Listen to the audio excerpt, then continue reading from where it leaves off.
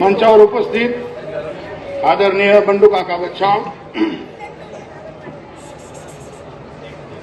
आदरणीय गुलाब भाऊ, वेळ कमी असल्यामुळे मी सर्वांना विनंती करतो, सर्व सन्मान्य माता भगिनींनो, वेळ कमी आहे, मला थोडा वेळ भेटतो, त्याच्यात तुम्हाला मी काही दोन गोष्टी सांगू इच्छितो.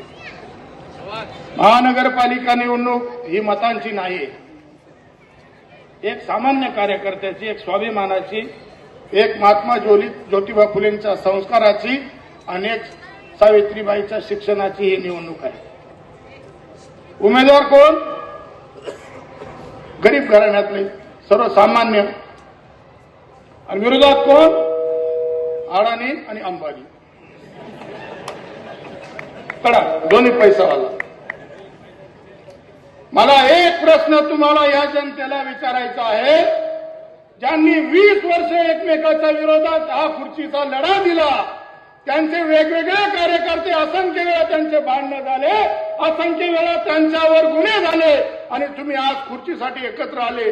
मग मूर्ख तुम्ही का मूर्ख कार्यकर्ते? लक्षात घ्या. कशासाठी? खुर्चीसाठी. एक सामान्य माणसाला खुर्ची द्यायची असेल तो लक्षात ठेवतो, या जनतेसाठी मला काहीतरी द्यायचं आहे. आणि एक धनाढ्य लोकांना जर खुर्ची हवी असेल, त्याला माहीत राहिलं असतं, त्याला माहिती असतं 2 गेले 4 आणायचे आहे. इतके धनाढ्य लोक आहेत.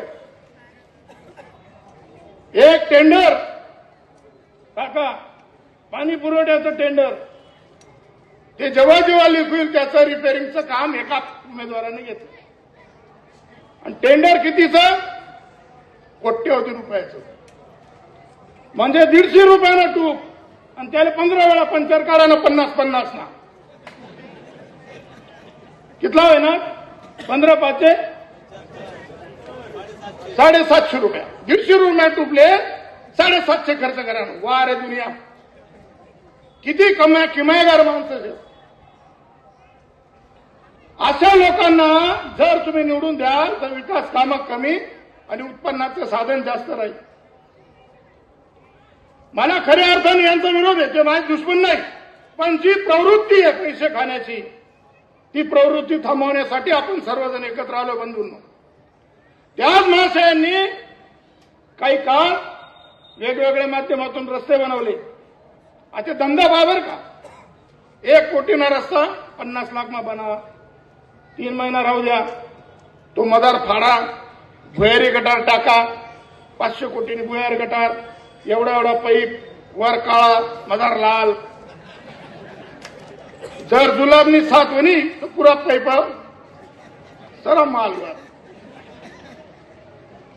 काही लाज नाही, लज्जा नाही. कुठे चाललंय मालेगाव? मग अशा परिस्थितीमध्ये इतक्या मोठ्या प्रमाणात अपार होत असेल तर मग ते 100% तुम्हाला 1000 नाही, 2000 नाही, 5000 रुपये मत सुद्धा देतील, कारण त्यांच्याकडे तेवढी किमया जमवलेली आहे. कुठे गेला तो युवा? कुठे सर? आता रे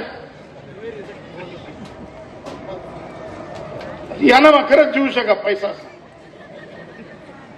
काय सर? फक्त तुमच्या आशीर्वादासाठी थांबलेला पोरगा. माझ्या माय माऊलीचा मला आशीर्वाद मिळेल आणि या जनतेची मी सेवा करू शकेल. माझ्याकडे पैसा नाही, पण तुमचे आशीर्वाद राहिले तर अशा पोराचं सुद्धा कल्याण होईल. म्हणून मी सांगतो, पोरगा कॉन्ट्रॅक्टर बनवण्यापेक्षा चांगल्या कर्माला लावा. सर्व कामं तुमच्याच घरात, कॉन्ट्रॅक्टर तुमचा, टेंडर तुमचं. तुम्ही कधी कार्यकर्ता वाढू दिला नाही. या सामान्य कार्यकर्त्याला आशीर्वाद द्या, या सर्व 4 लोकांना आशीर्वाद द्या. माय माऊलीनो, एवढीच विनंती करतो.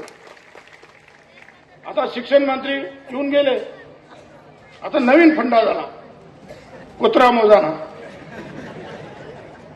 शिक्षकांचं काय काम? कुत्रे मोजणे. मग R2 नंतर इकडे कुत्रा मोजतील, महाजन तिकडे मोजेल. एखादं एखादी कुत्री बरोबर तिकडे गे, तू शिक्षक ते कुत्र शोधेल. साहेबनी सांगितलं कुत्र गळे कत्र. काय धंदे झाले. मी परेशान मी जास्त कधी मी कुठे फिरायला झालाय. एक सामान्य माणूस बंडू काकाच्या जोरावर मंत्री झाला. पहिल्या इलेक्शनला मी पण त्यांच्या बरोबर होतो. त्याच्यानंतर मी त्यांचं मला पटलं नाही, मी वेगळा झालो. बंडू काकांनी मला बोलवलं, मग तो मोठा भाऊ शायकी घेऊ. म्हटलं काका काही झालं तरी मी काम करणार नाही. काका म्हणणं नाही असं नाही करा ना, तू सांगशील ते करू. म्हणजे 5 वर्षात होईना नाही आता काही होणार नाही म्हणे. इकडे काकांनी माझ्या कानात सांगे म्हणा पाहुणा से म्हणे. काका तुम्हाला पाहुणा अशा चावना पाव तुझं